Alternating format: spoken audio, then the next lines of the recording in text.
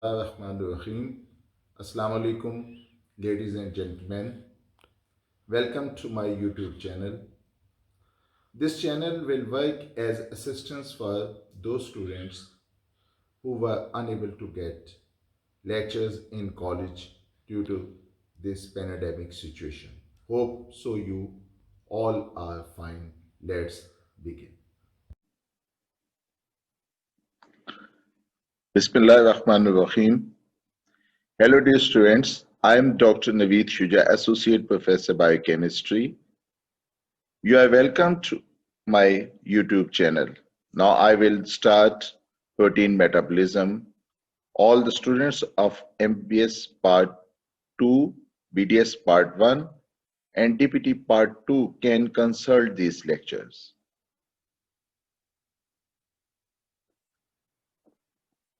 My dear students, unlike fats and carbohydrates, amino acids are not stored by the body.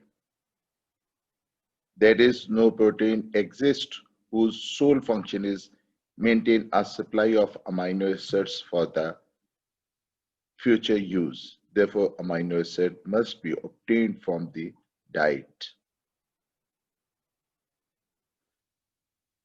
Any amino acid in excess of the biosynthesis needs for the cell are rapidly degraded. The first phase of catabolism involves the removal of alpha amino group by transamination. You know, my dear students, there are 20 standard amino acids in human body. Standard amino acids are those amino acids.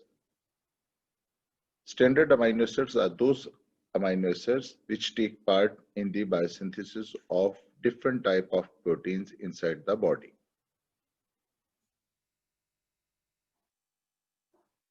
Protein metabolism. Overall nitrogen metabolism, amino acid catabolism is a part of the large process of the metabolism of nitrogen containing molecules.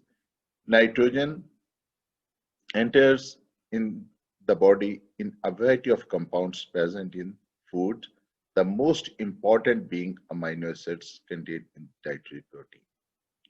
Nitrogen leaves the body as urea, ammonia, and other products derived from amino acid metabolism.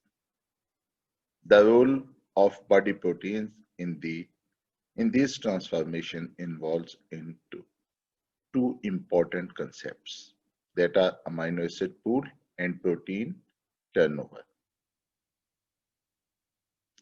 Amino acid pool. Free amino acids are present throughout the body. Standard amino acids, 20, which are 20, 10 essential and 10 non-essential. For example, in cell, blood, and the extracellular fluids. The pool is supplied by three sources.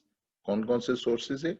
The amino acids provided by the degradation of the body proteins, amino acid derived from the dietary protein, and synthesis of non-essential amino acids form simple intermediates of metabolism. In healthy, well-fed individuals, the input of the amino acid pool is balanced by the output that the amount of amino acid contained in the pool is constant. Amino acid pool is said to be the steady state and the individual is said to be the nitrogen balance. Amino acid pool means the presence of 20 amino acids in our human body. And these 20 amino acids are the standard amino acids. Out of them, 10 are essential amino acids and 10 are non-essential amino acids. Essential amino acids are those amino acids which are must we need from outside in the food at different sources. While the non-essential amino acids are those amino acids which our body already biosynthesize. Protein turnover. Most protein in the body is constantly being synthesized and then degraded, permitting the removal of abnormal and unneeded proteins. For any proteins, regulation of synthesis determines the concentration of protein in the cell. The protein degradation assuming a minor role. For other proteins, the rate of synthesis is constitutive that there is relatively constant and cellular levels of the protein are controlled by selective degradation. Rate of turnover. In healthy adults, the total amount of protein in the body remains constant because the rate of protein synthesis is just sufficient to replace the protein that is degraded. And protein degradation, there are two major enzyme systems responsible for degradation, damaged or unneeded proteins. One, the ATP dependent ubiquitin proteasome system of cytosol, and next one is the ATP independent degradative enzyme system of the lysosome. These are the two degradative systems inside the body which are responsible for degradation and damaging of the unneeded proteins. Now we will discuss these systems separately. First, we will discuss the protein ATP dependent ubiquitin proteasome system. Protein selected. Actually, ubiquitin is a protein. The mechanism is that any substrative protein which want to degrade it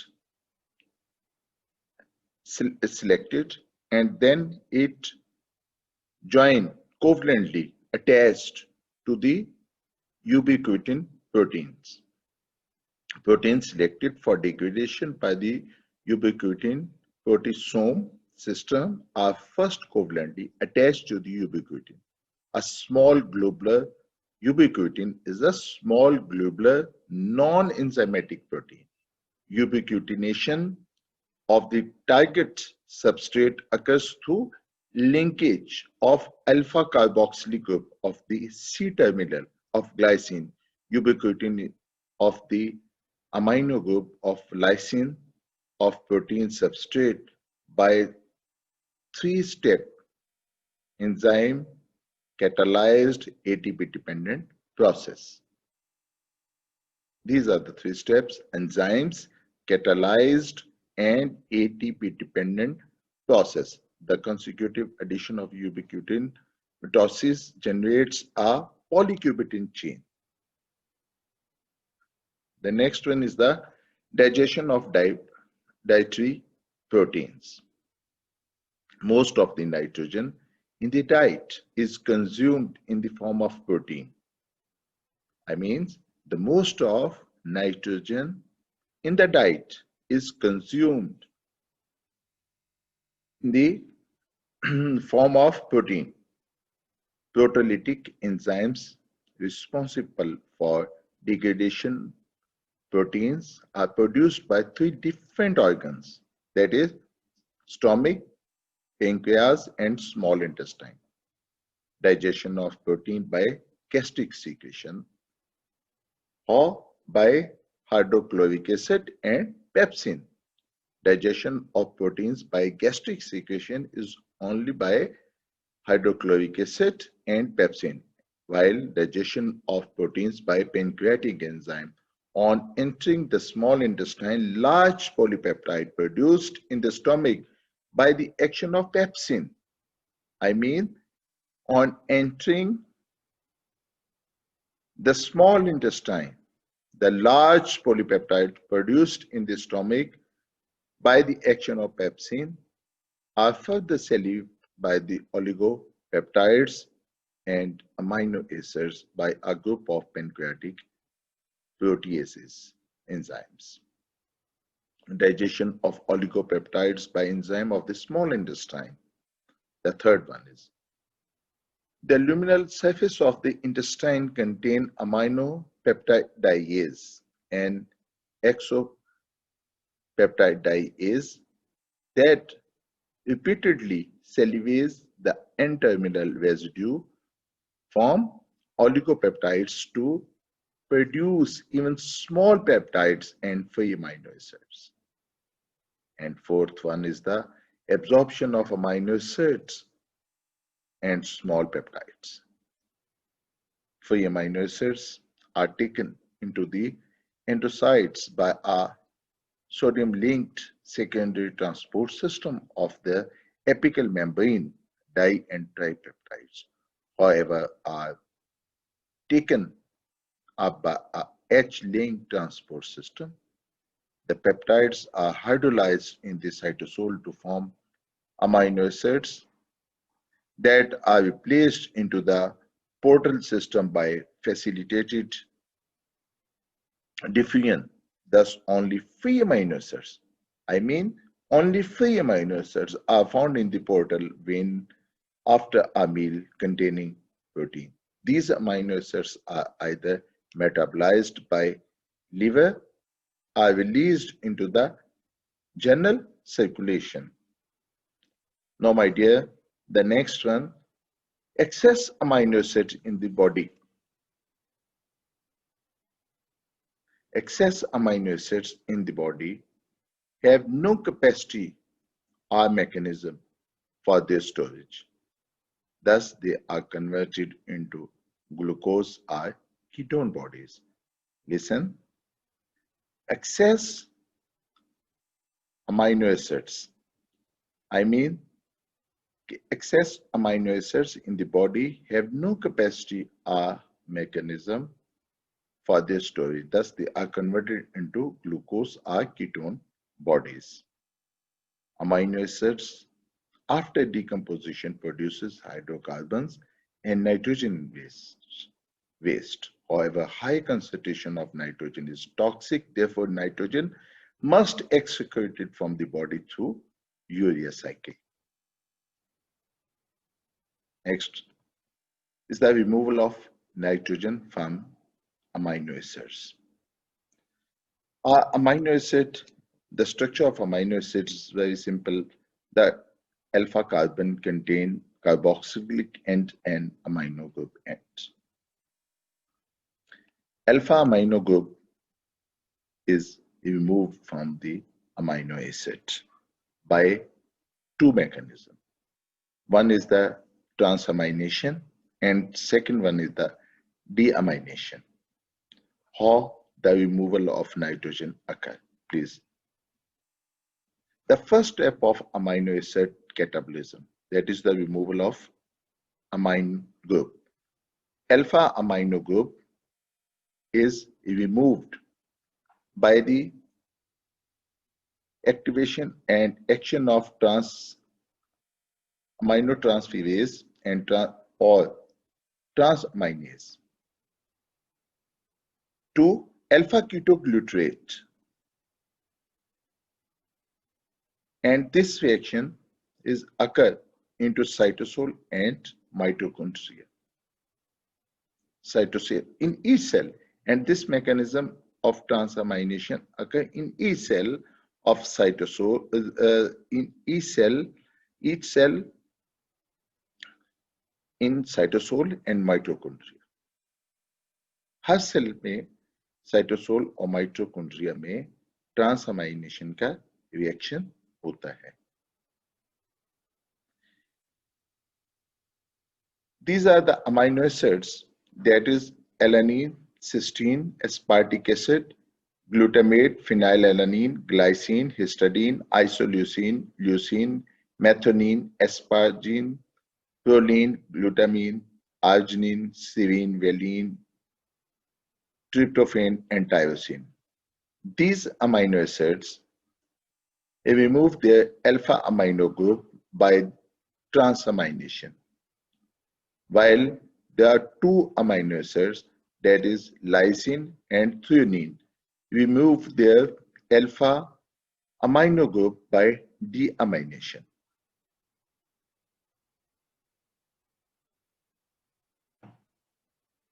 Oxidative deamination.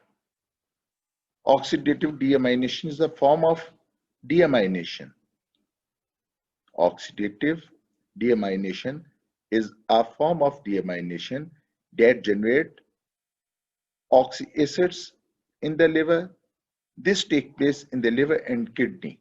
The purpose of oxidative deamination is to provide ammonia for urea synthesis and alpha keto acids for a variety of reactions, including energy generation. Including energy generations. Transport of ammonia to the liver. There are two mechanisms in human. There are two mechanisms in humans for the transport of ammonia for peripheral tissues to the liver. One through glutamate and other one is the alanine cycle by glucose.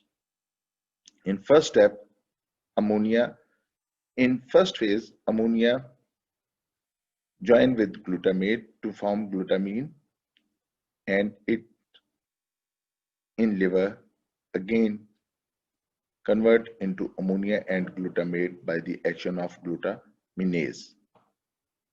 The other transport mechanism is by glucose plus alanine cycle.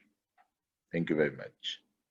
Hit the like button, subscribe to our channel, follow us on Instagram for upcoming videos. Thank you.